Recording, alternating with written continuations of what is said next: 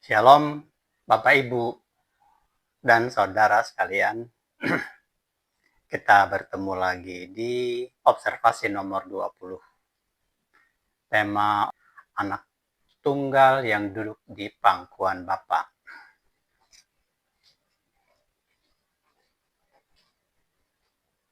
Kita ingat guru-guru kita, guru-guru saya juga, guru Tritunggal dan Saksi Yahova, mengajari kita percaya bahwa Yesus itu bukan Allah atau Bapa.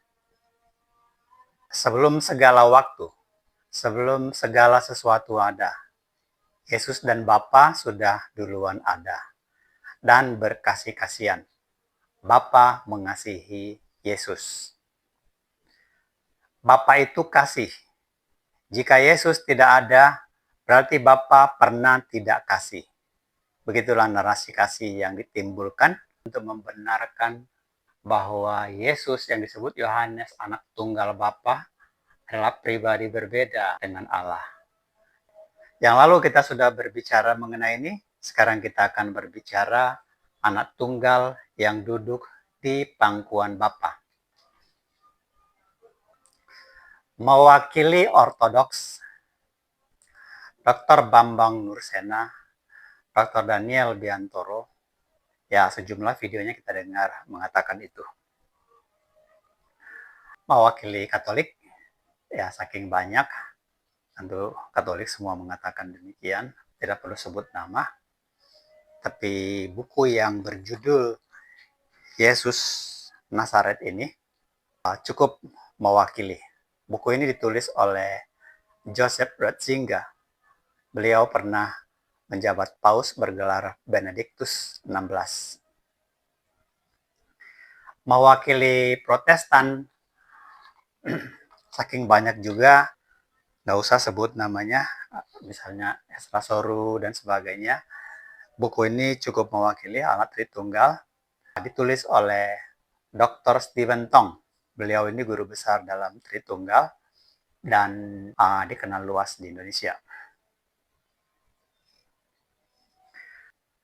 Jadi pada dasarnya tidak terbilang banyaknya, bahkan ada ribuan buku yang sudah ditulis oleh para pengajar di berbagai negara dengan berbagai bahasa untuk mengajak kita percaya bahwa Yesus itu bukanlah Bapa dan Yesus itu hanyalah salah satu dari 3 Allah. Dikatakan dua pribadi, satu hakikat. Ya, memang ada 2 person, memang ada 2 pribadinya, tapi hakikatnya sama, yaitu sama-sama Allah. Itu artinya seperti ada 2 dokter, ini sama-sama mampu mengobati. Tetapi Allah itu punya peran masing-masing. Demikian juga dokter. Dokter itu kita tahu spesialisasinya beda-beda. Sebenarnya doktrin Saksi Yahova secara terang memang mengakui bahwa Yesus itu adalah ciptaan. Dia adalah ciptaan yang pertama di antara semua yang diciptakan oleh Yahova. Tapi DAT tidak mengakui itu, tidak mengakui Yesus ciptaan. Alasannya karena Yesus itu keluar dari pencipta. Namun begitu sebetulnya dengan mengatakan bahwa Yesus itu adalah firman yang keluar dari Bapa, itu sebenarnya sama dengan mengakui bahwa Yesus itu adalah ciptaan. Sama dengan mengatakan Yesus menjadi ada oleh karena kehendak satu pribadi yang lain. Jadi ada satu pribadi yang berkehendak Yesus itu menjadi ada.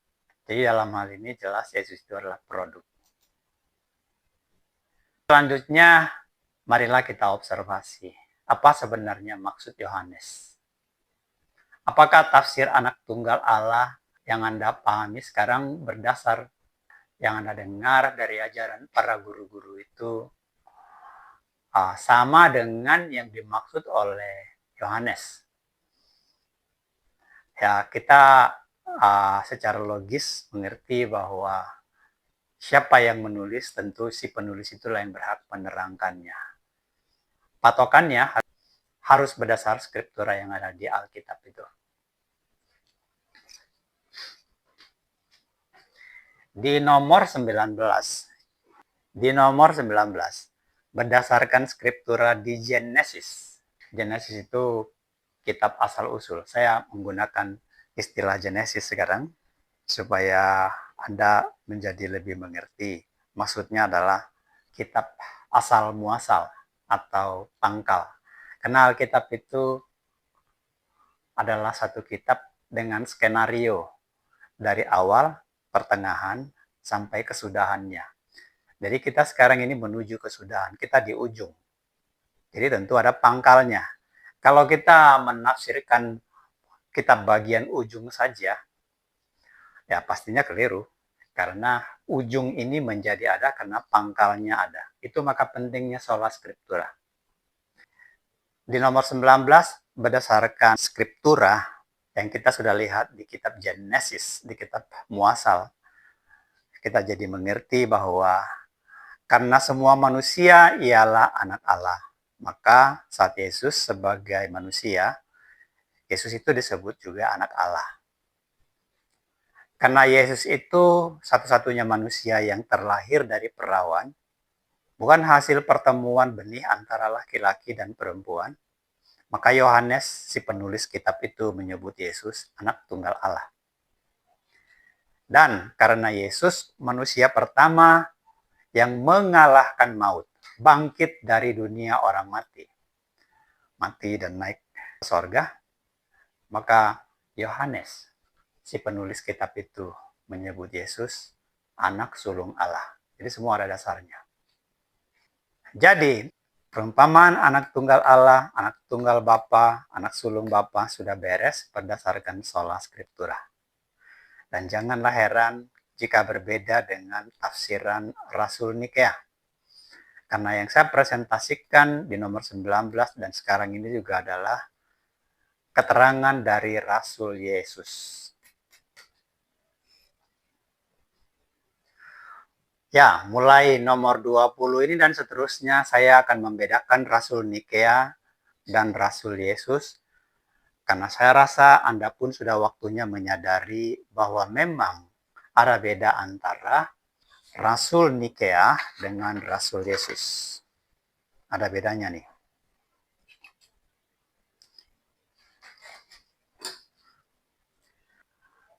Faktanya memang di tengah-tengah kita sekarang ada dua doktrin. Itu fakta yang ada di tengah-tengah kita.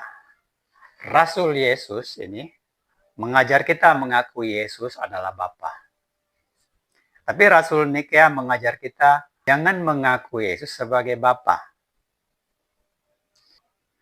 Rasul Yesus menerangkan pesan terselubung berdasarkan sola scriptura, tapi Rasul Nikea menerangkan pesan terselubung Yesus berdasarkan tafsir pengetahuan. Intinya yang saya mau sampaikan di sini, satu berdasarkan tafsir, satu berdasarkan scriptura. Kalau saya analogikan berdasarkan bahasa yang ada di Alkitab, begini.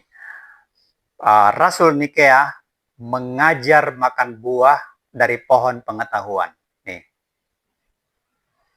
Di kitab Kejadian kan ada dua pohon, satu pohon pengetahuan, satu pohon kehidupan. Jadi pohon pengetahuan itu adalah tafsir, itu ilmu pengetahuan tuh. Tapi pohon kehidupan itu scriptura, itu perjanjian.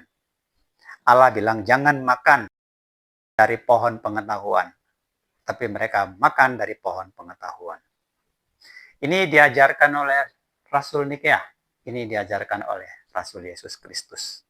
Di situ perbedaannya, saudara-saudara. Oke, saya juga ingin membawa istilah ini kepada Anda, istilah yang baru, yaitu pesan terselubung Yesus. Ya, pesan terselubung. Saya bawa kepada Anda berdasarkan pengakuan Yesus sendiri bahwa dia berbicara secara terselubung. Ini nggak pernah disinggung sama pengajaran-pengajaran di dalam doktrin Tritunggal sama doktrin Saksi Yahova. Tetapi Anda mendengarnya di sini. Yesus berkata, apa yang kukatakan kepadamu dalam gelap, katakanlah dalam terang. Jadi dalam gelap ini adalah pesan terselubung. Apa yang kukatakan kepadamu secara terselubung, atau apa yang kukatakan kepadamu dalam bahasa-bahasa yang saya samarkan, pakai perumpamaan penyamarannya tentunya, katakanlah dalam terang. Lalu teruskan sama dia, apa yang dibisikkan di telingamu, beritakanlah dari atap rumah. Jadi Yesus berbicara dalam bahasa gelap, Rasul membisikkan, itu sandi-sandi itu adalah bisikan daripada para rasul. Rasul membisikkan kunci jawaban atau sandi yang akan membimbing kita kepada pengertian yang tidak mungkin diartikan lain lagi. Itu artinya sandi. Artinya sudah ditentukan. Nggak boleh keluar dari yang sudah ditentukan. Itu namanya sandi. Itu yang dibisikkan oleh para rasul. Nah, hal ini tidak diajarkan di dalam gereja Tritunggal sama Saksi Yahwa. Tapi kita akan melihat prakteknya dalam nomor ini dan seterusnya. Sebenarnya Anda sudah melihat itu di nomor-nomor sebelumnya. Itu pentingnya kita nggak boleh keluar dari sola scriptura. Karena scriptura itu artinya firman Allah. Itu pohon kehidupan. Karena firmannya itu adalah dari Allah yang hidup. Dia pohon kehidupan. Bukan dari pengetahuan. Oke?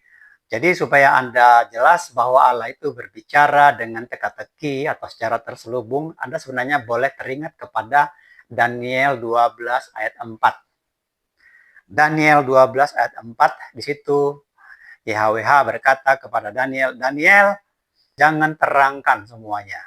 Apa yang kamu lihat, jangan terangkan. Maksudnya apa yang kamu mengerti. Lihat itu kan terang atau mengerti. Materaikan itu. Supaya nanti di akhir zaman banyak orang mencarinya dan pengetahuan akan bertambah. Nah, kita sekarang sudah di akhir zaman, saudara. Kita ini sekarang di penghujung ini. Makanya kita sekarang harus berbicara mengenai pangkal juga. Karena bila kita sekarang mengartikan segala sesuatu dari kitab penghujung ini hanya dengan pengetahuan kita, maka kita akan keliru. Pasti keliru. Jadi kita harus mendengar bisikan-bisikan mereka, dan bisikan-bisikan mereka itu membawa kita kembali kepada yang tertulis.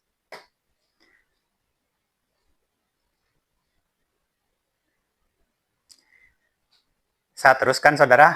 Jadi siapakah anak tunggal yang duduk di pangkuan Bapa itu?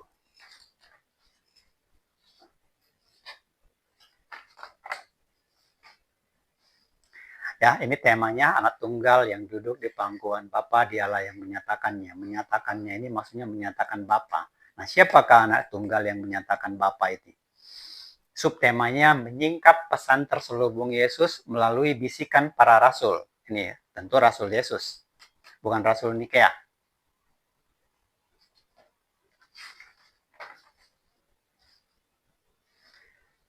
Saya bacakan ayatnya kepada Anda. Tidak seorang pun yang pernah lihat Allah. Tidak seorang pun yang pernah lihat Bapa. Tapi anak tunggal yang duduk di pangkuan Bapa, dialah yang menyatakannya. Yohanes 1 ayat 18. Jadi setelah berulang kali kita buktikan bahwa Yesus ialah Allah atau Bapa itu sendiri. Kalau begitu, bila Yesus bukan anak tunggal yang duduk di pangkuan Bapa itu, siapa dong kalau bukan Yesus? Pertanyaan itu menjadi relevan, bukan?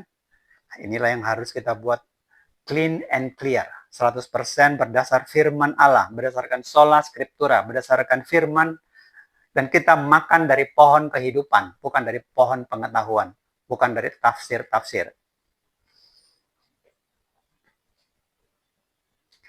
Mari kita lakukan dekripsi. Bikin clear ini, Yesus itu produk atau Yesus itu sebenarnya memang Allah itu sendiri.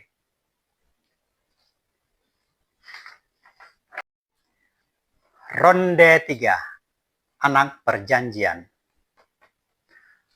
Menyambung observasi nomor 19. Ada satu skriptura yang menjadi latar belakang kenapa Yohanes menyebut Yesus itu anak tunggal Allah. Ada skripturanya itu di kitab Genesis, di kitab pangkal, di kitab asal muasal. Saya bacakan kepada Anda, ini dia. Akan kuadakan permusuhan antara engkau dan perempuan ini, antara keturunanmu dan keturunan wanita ini. Keturunanmu akan meremuk tumit turunan wanita itu, tapi keturunannya, maksudnya keturunan perempuan itu akan meremuk kepalamu. Kejadian 3 ayat 15.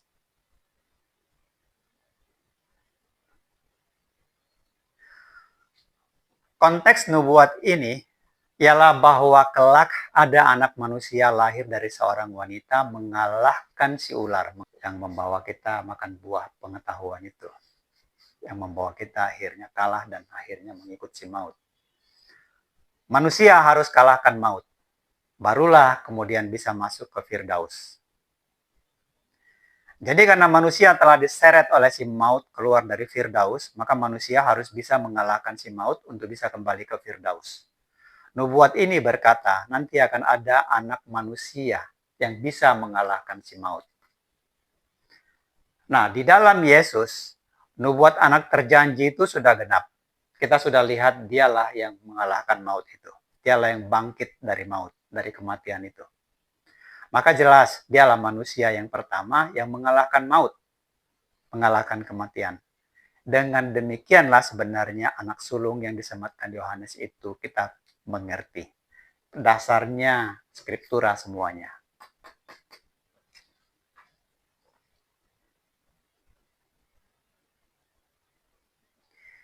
Jadi sebagaimana Ishak disebut anak perjanjian, karena telah diperjanjikan. Disebut anak tunggal, karena terlahir secara berbeda dari saudaranya.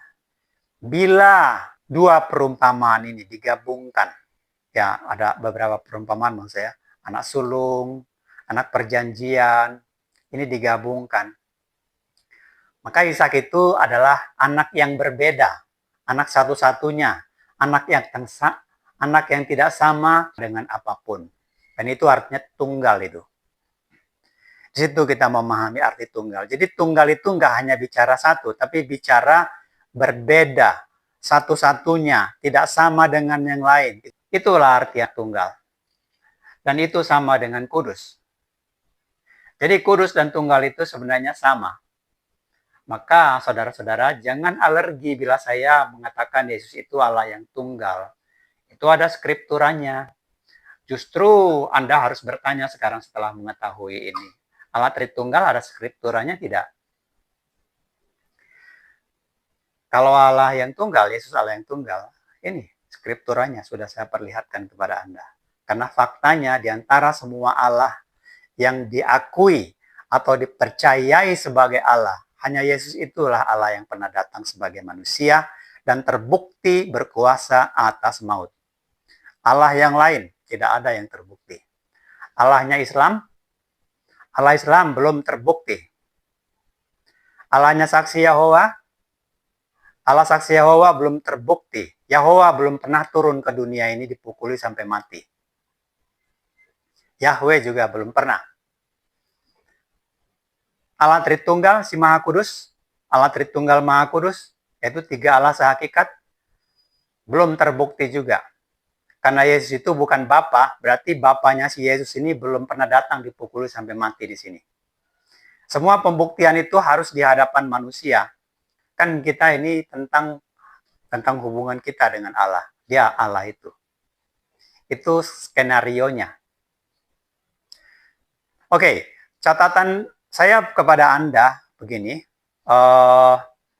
Di nomor 21, yaitu nomor mendatang, ini kan nomor 20. Saya akan ajak Anda observasi Allah yang Esa. Apa sebetulnya maksud Musa ketika menulis Allah yang Esa yang Anda lihat di Ulangan 6 ayat 4 itu?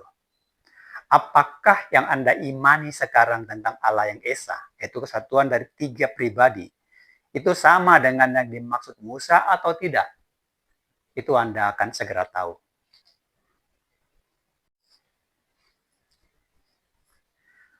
Oke. Ronde 3 sudah selesai, kita sekarang masuk ke ronde keempat.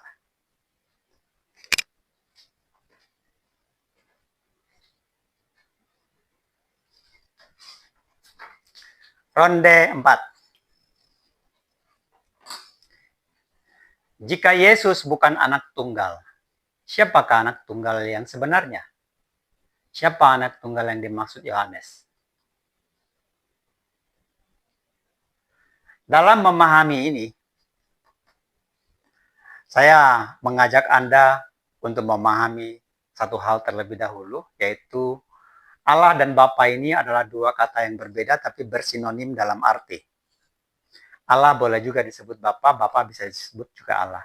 Allah itu artinya pencipta. Pencipta berarti kan dari tiada menjadi ada. Bapa adalah sumber segala sesuatu menjadi ada. Tadinya tidak ada menjadi ada. Jadi Allah dan Bapa ini adalah dua kata yang bersinonim sebenarnya. Hal ini perlu saya beritahukan karena DAT dan DSY salah memahami bisikan Paul. Di dalam 1 Korintus 8 ayat 6 sebenarnya Paul sudah berbisik.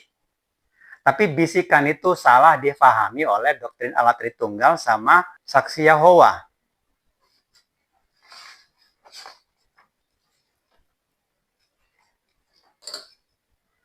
Bagi kita hanya ada satu Allah, yaitu Bapa, yang daripadanya berasal segala sesuatu. Dan satu Tuhan saja, yaitu Yesus Kristus, yang olehnya segala sesuatu dijadikan. Oleh Tritunggal dan saksi Yahova ini diartikan begini, bagi kita hanya ada satu Allah, yaitu Bapa, dan satu Tuhan, yaitu Yesus. Beda dong hasilnya. Yang sebenarnya adalah bagi kita hanya ada satu Allah, satu Bapa, satu Tuhan, yaitu Yesus. Nah, tinggal diterangkan di sini. Allah itu atau Bapa itu artinya yang daripadanya berasal segala sesuatu. Tuhan itu artinya yang olehnya segala sesuatu dijadikan. Kan sama tuh artinya. Satu aja itu orangnya, Yesus. Jadi maksud Paul sebetulnya di situ adalah bagi kita hanya ada satu Allah, yaitu Yesus. Hanya ada satu Bapa, kalaupun kamu mau menyebutnya Bapa, Bapa kita adalah Yesus. Hanya ada satu Tuhan atau Adonai, kalaupun Anda mau menyebutnya Adonai, yaitu Yesus. Itulah bisikan Paul, bisikan Rasul yang gagal didengarkan Tritunggal dan saksi Yahova. Gagal ini saya pilih karena ada dalam Alkitab Skriptura yang mengatakan kamu harus mendengar suaraku, mendengar suara. Jadi domba harus mendengar suara gembala. Kalau gagal apa akibatnya? Ya sesat. Namanya gagal dengar suara. Sudah dipanggil-panggil, nggak dengar, itu bukan gembala gua tuh. Dia jalan ke tempat lain, akibatnya sesat. Kalau sesat, udah pasti tidak sampai ke tujuan, maka saya bilang binasa. Itu akibat dari sesat. Jangan main-main akibat dari sesat. Sesat itu nggak jahat di mata manusia, tapi jahat di mata Tuhan. Karena artinya dia nggak mau cari. Berarti lo nggak mau cari gua ya, lo nggak cinta gua ya, lo nggak hormat gua ya, kan kira-kira gitu jadinya. Ya sudah, kamu cari jalanmu sendiri. Oke, itu akhir dari ronde keempat. Kita akan masuk sekarang ronde kelima.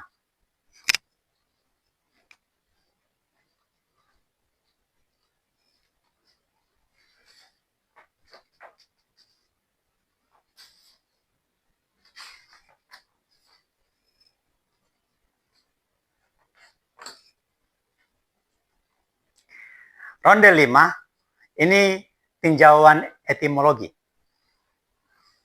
Ya, setelah sola scriptura, kita perlu juga pranala. Kita lihat konteks etimologi ketika anak tunggal itu ditulis, itu kan dari bahasa Yunani kan.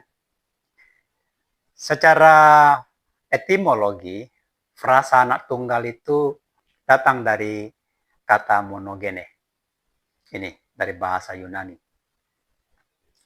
Artinya diperanak. Memang kalau kita buka kamus, arti monogene ini ada beberapa. Ada 5, ada 6 saya lihat di sana. Tapi yang utama saya lihat di situ ada hanya satu-satunya diperanakan ini, yang 3 ini. Yang lebih mendekati, yang kita bisa lihat. Nah, jadi kita dilihat di sini diperanakan, dipakai Alkitab. Itu menjelaskan Yesus memang bukan anak, tapi diperlakukan anak.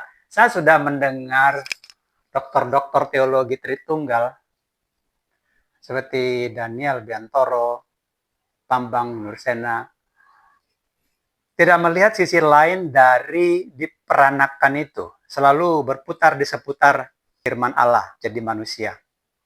Tapi saya akan membawa Anda kepada satu pengertian sebagai pembanding begini. Untuk Anda pertimbangkan. Ini gunanya observasi. Dan saya percaya Dr. Bambang, Dr. Daniel tidak marah saya menyebut namanya. Karena memang saya belajar, saya mengikuti juga video-video mereka. Dari situ saya jadi mengetahui.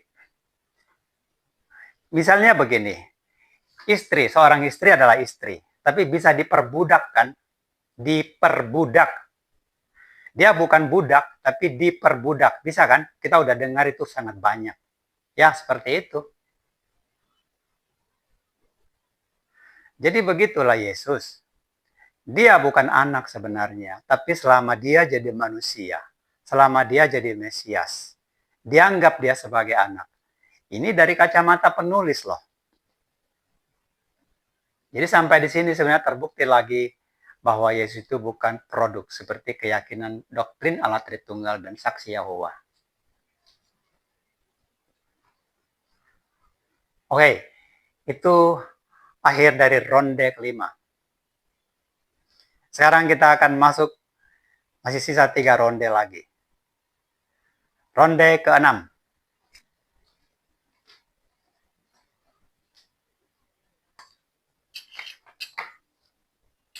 Saudara-saudara, saya mau ajukan pertanyaan kepada Anda di ronde ke-6 ini. Apakah Anda sadar bahwa Allah punya banyak anak? Tadi kan kita sudah tahu bahwa Allah punya anak, yaitu manusia. Manusia itu disebut anak Allah. Tapi tahukah Anda bahwa Allah itu punya banyak anak? Artinya sebenarnya Allah tidak punya manusia saja sebagai anaknya. Kita lihat Kejadian 6 ayat 2. Ini saya tulis buat Anda.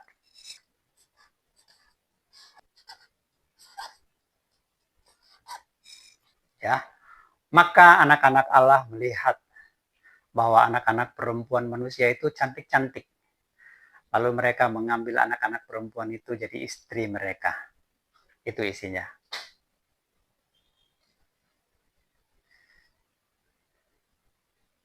Yang kedua, kita lihat, dan tidak usah saya bawa ayatnya, karena tentu Anda semua ingat ini.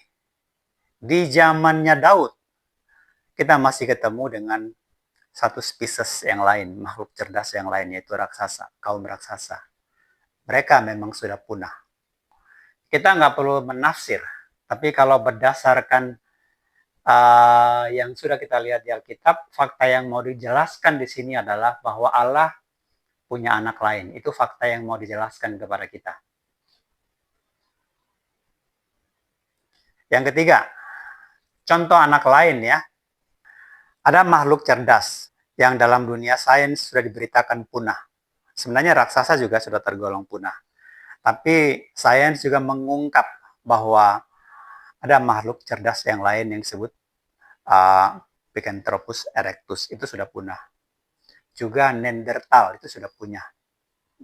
Raksasa itu juga sudah punah sekarang. Jadi malaikat, iblis, makhluk-makhluk yang kita kenal, yang tidak kita kenal, yang terlihat, yang tidak terlihat, jangan heran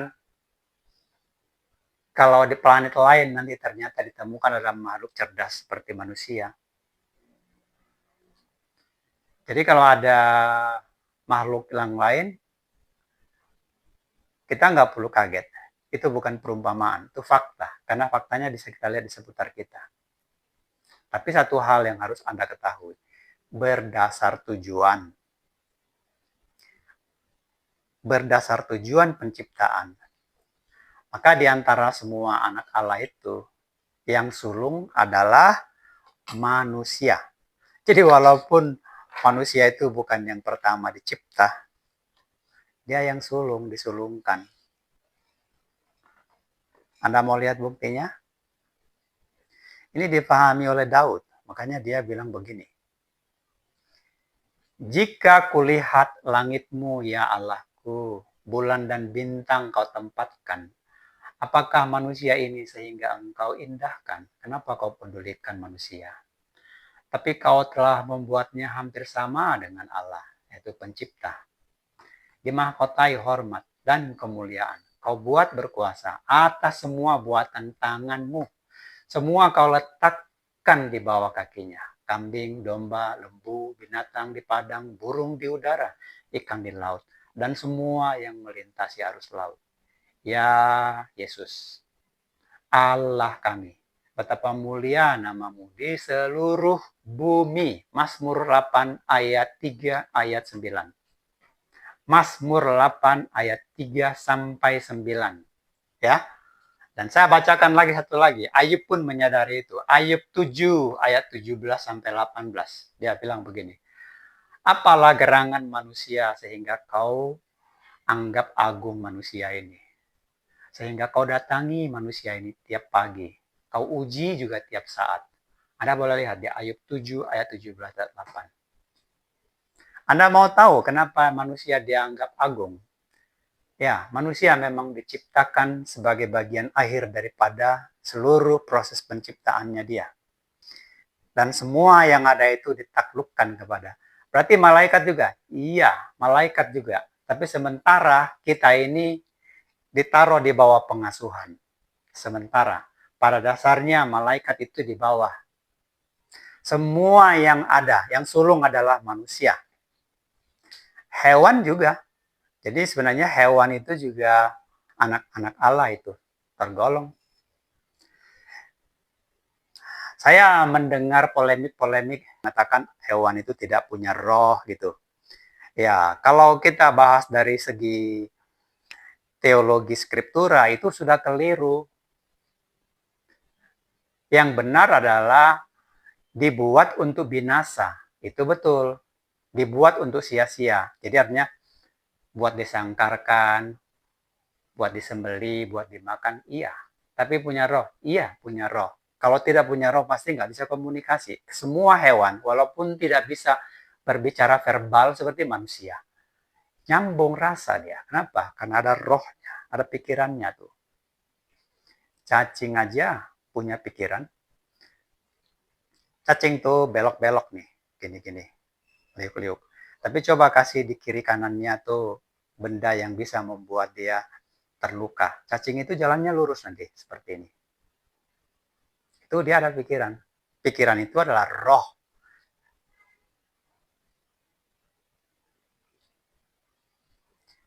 Hewan dibuat untuk sia-sia, manusia tidak dibuat untuk disia-siakan.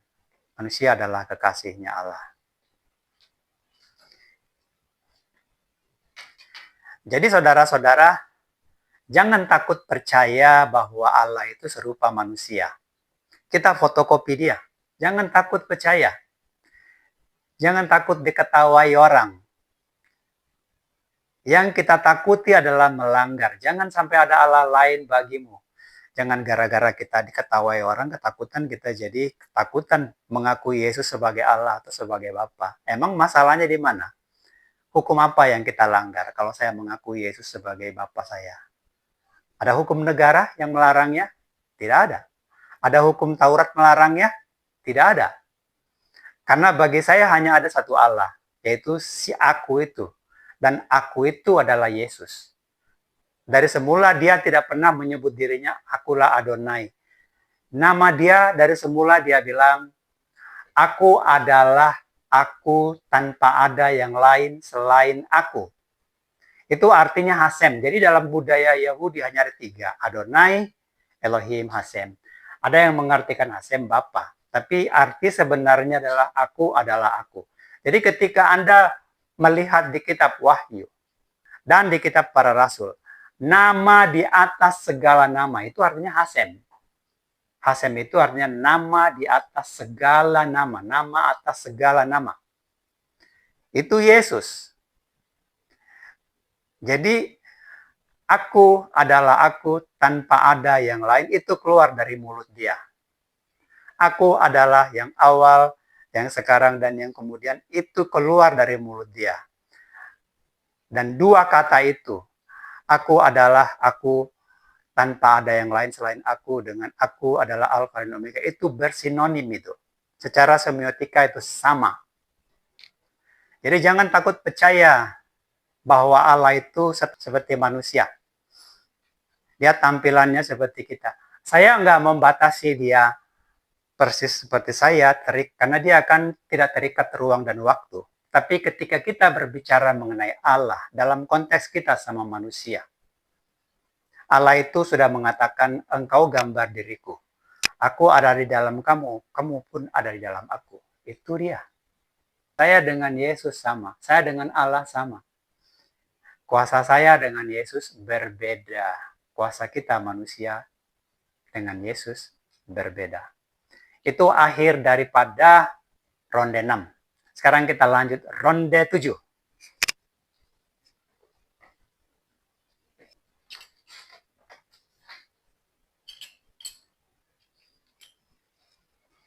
Oke, saudara, kita mulai lagi ronde 7. Siapa anak tunggal yang ada dalam pangkuan Bapa itu?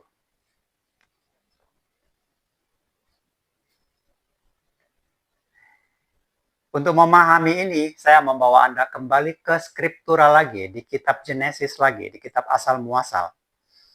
Juga ada di kitab Keluaran, di kitab Musa ya. Di antara semua manusia yang percaya ada Allah. Ini pasti tentang kelahiran ini. Yang lahir baru dengan cara dibaptis. Dibaptis di dalam nama Yesus. Itulah yang disebut anak tunggal Allah atau anak tunggal Bapa.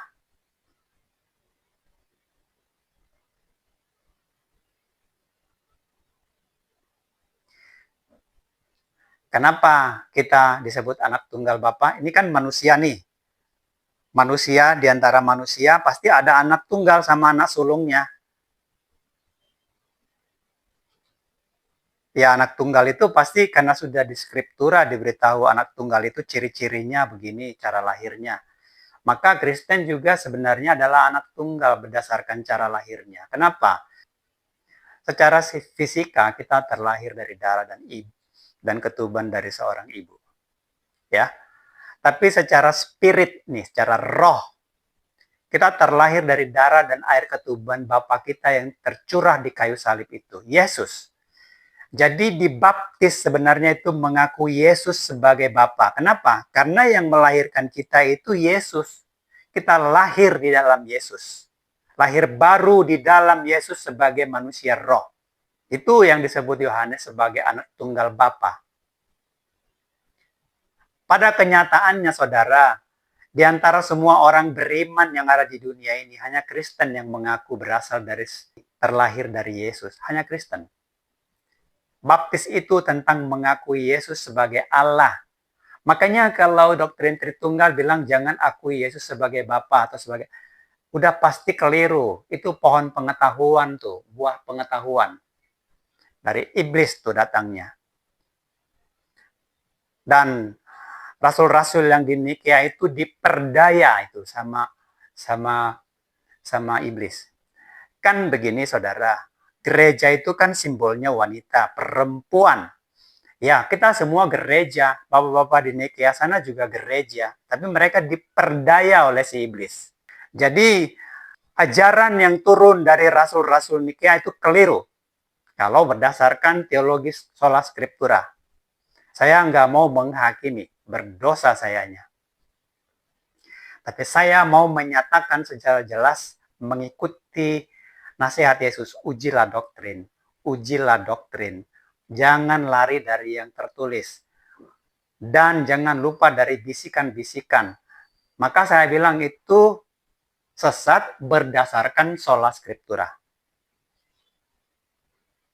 Supaya Anda paham dan tidak menghakimi saya, karena ada orang yang memaki saya.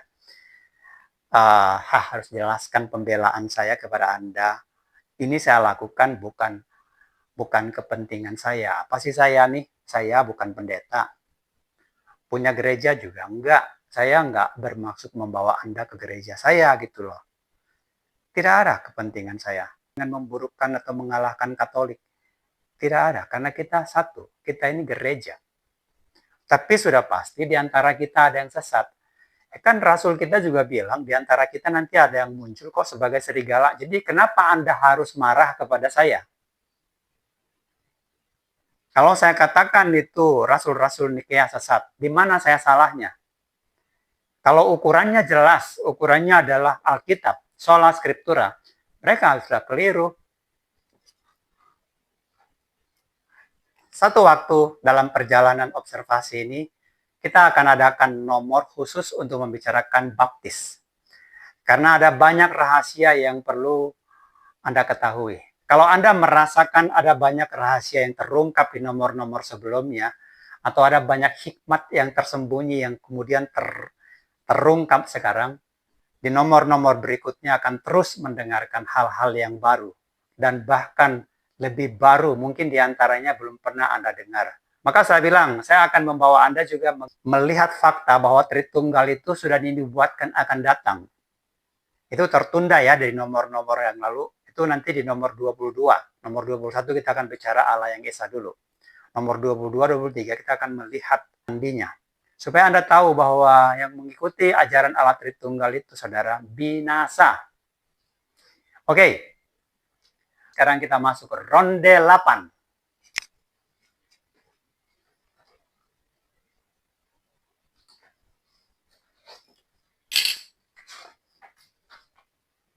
Nih, siapa ini yang di ronde 8 ini? Jika anak tunggal yang ada dalam pangkuan Bapa ialah perumpamaan. Lalu siapa dong anak tunggal yang sesungguhnya? Siapa anak yang ada dalam pangkuan yang menyatakan Bapa itu? Pertanyaan sulit kan? Ini masih belum masuk angka loh kita. Alkitab itu dahsyat. Maka dikatakan oleh Yesus observasi. Kalau Anda nggak mau lakukan observasi, ya tentu Anda nggak akan memahami. Oke, ke sini. Nomor 8. Pertama kita pahami dulu, saudara. Paman anak yang dipangkuan itu, yang ku Bapa itu ada dasarnya. Ada dasarnya tuh. Di mana dasarnya? Ada baca bilangan 11-12. Musa kepada YHWH, akukah yang mengandung atau yang melahirkan si Israel ini? Sehingga engkau berkata kepadaku, pangkulah dia, si Israel ini seperti pak pengasuh memangku anak yang menyusu dan berjalan ke tanah yang kau janjikan dengan sumpah kepada nenek moyang mereka.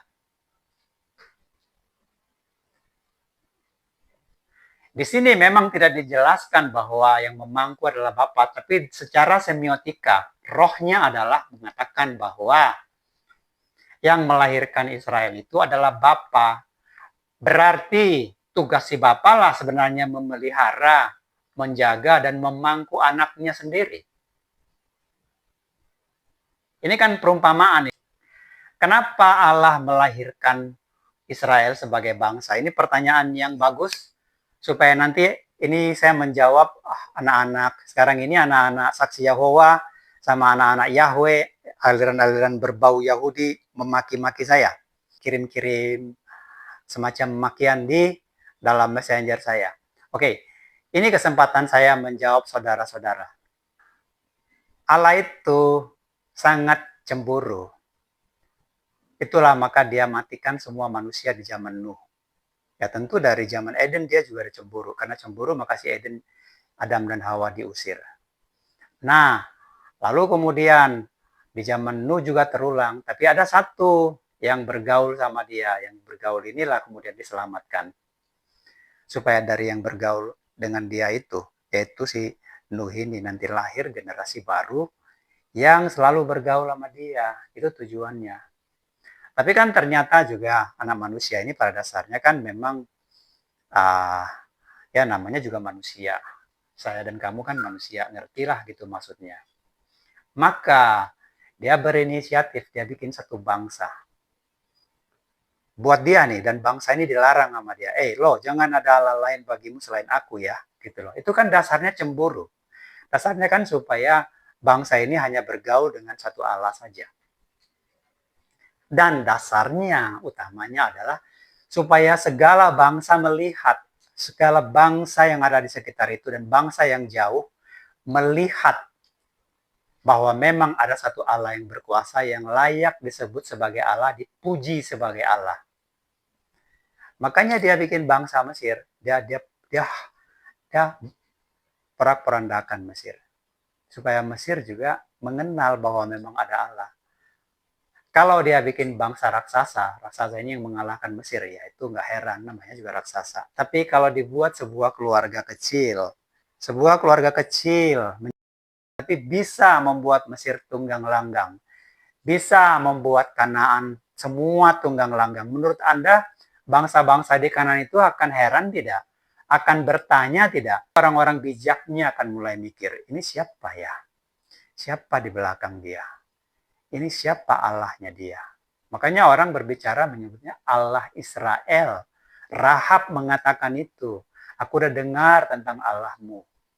Nah, si Rahab kan punya Allah sendiri. Karena dia bangsa Jericho punya Allah. Tapi dia bilang, gua dengar Allah lo hebat ya, ngeringin laut ya. Ya udah kalau gitu gini ya, nanti aku tolong kamu, kamu tolong aku. Itu yang dilakukan oleh Rahab. Jadi sebenarnya tujuan dia membuat itu adalah supaya kita mengenal. Itu pertama, bahwa ada satu Allah yang layak disebut sebagai Allah. Tapi kan kemudian kita juga sadar bahwa Allah itu belum menyatakan diri. Dia sudah nyatakan eksistensinya. Ada, ya, eksistensinya sudah nyata ada. Allah itu bukan hanya cerita ada gitu loh maksudnya. Tapi kan pribadinya kita belum tahu. Israel juga belum tahu. Oke, kembali ke konteks ini. Jadi inilah dasar sebenarnya kenapa YHWH disebut Bapa. Israel memanggil Allah itu sebagai Bapa. Itu konteksnya. Karena di antara semua manusia, dia katakan begini ya, Musa ngajarin Israel begini. Ini pengajaran Musa kepada dia. Hei Israel, bukan karena jumlahmu lebih banyak dari bangsa manapun, maka YHWH terpikat dan memilihmu. Kamu ini kan yang paling kecil dari antara semua bangsa. Oleh karena itu, bla bla bla bla bla. Baca Ulangan 7 ayat 7. Itu peringatan dia. Karena Ulangan ini adalah doktrinnya si Musa kepada Israel. Kalau Keluaran itu adalah perintah-perintah langsung dari Allah kepada Israel melalui Musa. Dan kepada Israel sendiri di hadapannya. Itu beda Keluaran dengan Ulangan. Nah, Anda juga harus tahu Israel itu adalah secara fisik ya mereka, tapi secara roh saya juga Israel karena arti daripada Israel adalah orang yang mau diajak berjanji hanya memuliakan satu Allah. Dan jangan pikir Israel itu semua Israel. Nanti kita akan lihat itu. Karena topik kita masih mau menyelesaikan anak tunggal, ya. Lalu dia bilang di sini, akukah yang mengandung atau melahirkan mereka? Akukah yang bunting dan melahirkan mereka ini? Sehingga engkau YHWH berkata kepadaku, pangkutu si Israel itu seperti anak pengasuh memangku anak yang menyusu berjalan ke tanah yang kau sendiri janjikan dengan sumpah ke nenek moyangnya. Artinya di sini bapaknya si Israel itu adalah YHWH. Yang melahirkan si Israel itu adalah YHWH. Oleh karena itu, kita pun sebagai bangsa terlahir melalui darah dan airnya si Yesus. Maka ini jatuh cerita menjadi anak dari Bapa. Nah, kalau Israel menyebut YHWH adalah bapaknya, tapi mereka nggak mengenal. Dan mereka belum pernah dilahirkan dengan cara yang diajarkan kepada Nikodemus. Nikodemus itu adalah guru Israel. Sekarang kita sudah diajarkan melalui baptisan. Siapa yang dibaptis dalam nama Yesus, menjadi apa dong Yesus itu? Kalau kamu lahir daripada darahnya ibu, maka kamu disebut anak ibu. Tapi kalau yang melahirkan kamu adalah Bapa, yang melahirkan kamu adalah Bapa, yang melahirkan kamu adalah Yesus, kamu panggil Yesus itu apa dong? Ya Bapa dong. Kalau kamu nggak mau, kamu tetap mau jadi anak dari tunggal, ya kamu itu anak dari tiga bapak. Ibu kamu bercampur-campur dengan tiga bapak. Ya kamu itu anak dari tiga bapak. Berarti kamu anak daripada persundalan, kan itu teologinya.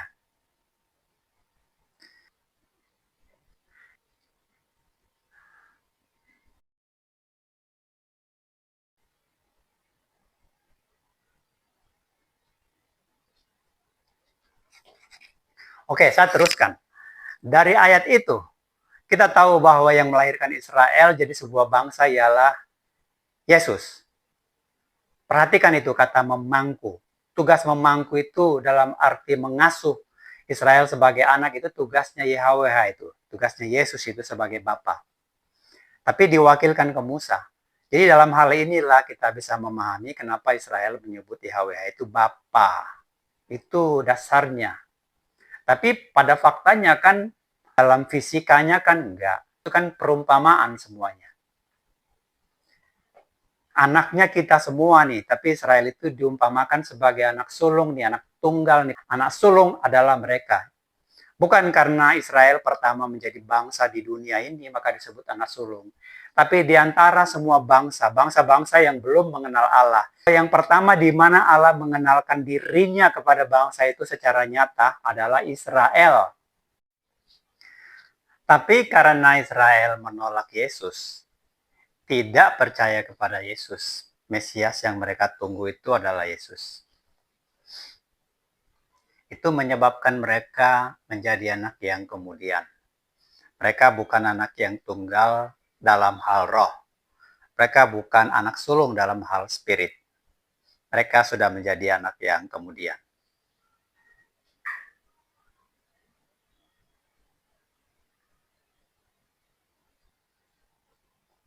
Oke, seterusnya. Ini kita lanjut satu lagi. Nomor 9 ya. Ini nomor 8 sudah selesai. Sekarang nomor 9. Ini ronde pamungkasnya nih.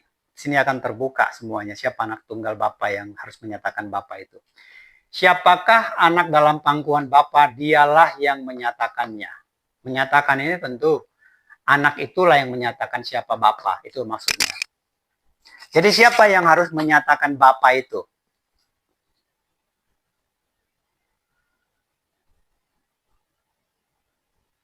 Ini saya berikan kepada Anda.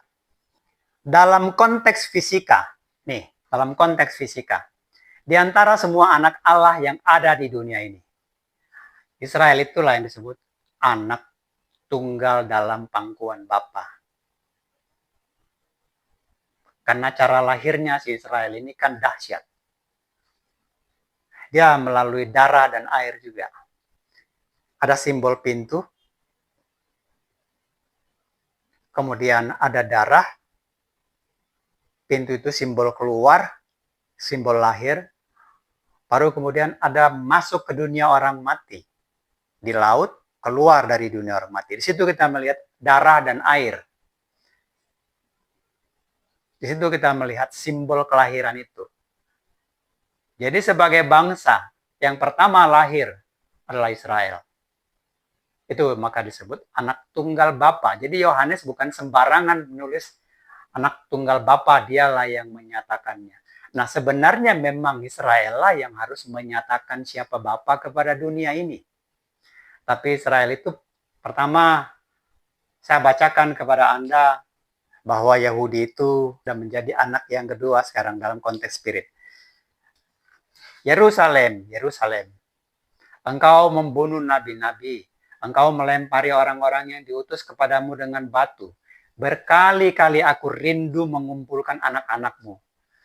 Coba kamu pikirkan kalimat ini. Berkali-kali aku rindu. Kapan Yesus rindu? Yesus datangnya pelayanannya cuma 3 tahun.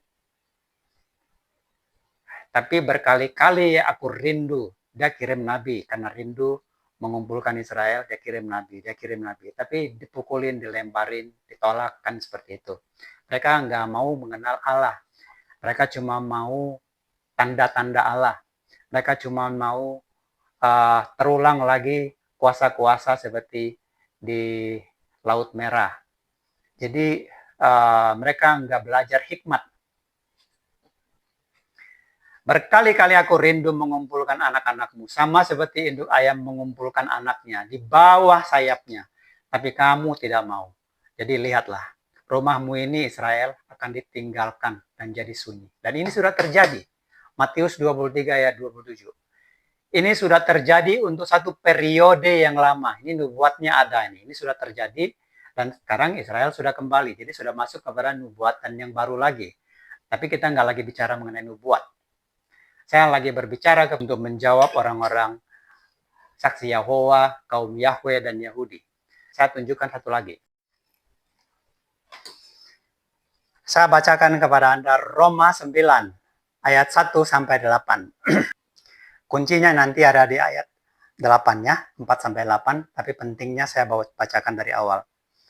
Aku mengatakan kebenaran. Dalam Kristus, aku tidak berdusta. Suara hatiku turut bersaksi dalam Roh Kudus bahwa aku sangat berduka cita dan selalu bersedih hati. Bahkan aku sebenarnya mau rela aku terkutuk dan terpisah dari Kristus, asal saja saudara-saudaraku, kaum sebangsaku, secara jasmani. Tadi Israelnya belum terhubung secara roh ya, tapi secara jasmani. Dia bilang, asal saja saudara-saudaraku, kaum sebangsaku secara jasmani. Sebab mereka adalah orang Israel. Mereka telah diangkat menjadi anak. Dan mereka telah menerima kemuliaan dan perjanjian-perjanjian dan hukum Taurat dan ibadah dan janji-janji. Mereka adalah keturunan bapa-bapa leluhur yang menurunkan Mesias ke dalam keadaannya sebagai manusia yang ada di atas segala sesuatu. Ia adalah Allah yang harus dipuja sampai selama-lamanya. Nih, Mesias ini yang harus kamu puja sebagai Allahmu. Yahudi, dengarkan. Saksi Yahova, Yahweh, dengarkan nih. Ayat 5-nya tuh dengerin. Sekarang nomor 6-nya. Akan tetapi, nih saya bacakan kepada Anda ya. Firman Allah tidak mungkin gagal. Karena memang tidak semua orang Israel berasal dari Israel itu Israel. Nih ya. Dan tidak semua juga orang yang terhitung keturunan Abraham adalah anak Abraham. Tapi yang berasal dari Ishak yang disebut keturunanmu. Artinya bukan anak yang menurut daging secara fisika, tapi anak Allah berdasar perjanjian. Itulah yang disebut turunan benar. Jadi berdasarkan kelahiran, Ishak disebut anak tunggal, maka Kristen sekarang adalah anak tunggal sebenarnya. Jadi Kristennya Anda, sayang sekali kalau udah kenal Kristus, hanya hafal nama, tapi nggak mengerti spiritualnya. Sayang. Sangat sayang kalau Anda hanya hafal Kristus, hafal ayat, tapi nggak mengerti nilai spiritnya. Yesusmu tidak menyelamatkanmu. Karena Yesusmu adalah Yesus yang dibentuk oleh pikiranmu sendiri. Yesusmu adalah Yesus yang lain. Yesusmu bukanlah Yesus yang dimaksud dan diajarkan oleh para rasul. Yesus banyak namanya, pemain bola juga sekarang ada namanya Yesus. Tapi Yesus ini adalah Yesus yang harus secara lengkap kita akui. Dialah Allah yang disebut di dalam 1 Timotius 6 ayat 16. Bagi kita hanya ada satu Allah, yaitu Bapa yang daripadanya berasal segala sesuatu. Dan satu Tuhan saja, yang olehnya segala sesuatu dijadikan, yaitu Yesus Kristus. Inilah sebenarnya yang harus menjadi iman kita. Inilah iman Paulus. Inilah iman para rasul sebenarnya. Ini yang diajarkan para rasul. Dan ini yang tidak diajarkan rasul-rasul Nikea. Rasul Nikea tidak mengajarkan Yesus itu adalah Allah. Rasul Nikea tidak mengajarkan Yesus itu adalah Bapa. Tapi Rasul Yesus mengajarkan, bagi kita hanya ada satu Allah, yaitu Yesus. Bagi kita hanya ada satu Bapa, yaitu Yesus. Bagi kita hanya ada satu Allah, yaitu Yesus. Bagi kita hanya ada satu Tuhan, satu Gembala, satu Penasehat Agung, satu Roh yang Kudus, satu Roh Kudus, satu Roh Penasehat, Roh Penolong, dan sebagainya, itu Yesus. Saudara, jadi anak yang harus memberitakan Bapa itu adalah kita. Anak tunggal itu adalah kita. Kalau kita lahir di dalam darah dan air ketubannya ibu, siapa yang memangku kita? Ibu orang lain, ibu tetangga, atau ibu kita sendiri? Tentu yang memangku kita adalah ibu kita. Nah, jadi kalau Anda lahir di di dalam darah dan air ketubannya Yesus, maka Yesus Bapa kita itu akan memangku kita, bukan orang lain yang memangku. Kita dipangku oleh Bapa. Nah, kalau kita dipangku, tentu kita melihat wajah Bapa. Bukan dalam arti fisika, spirit, in spirit. Makanya saya membuat presentasi ini.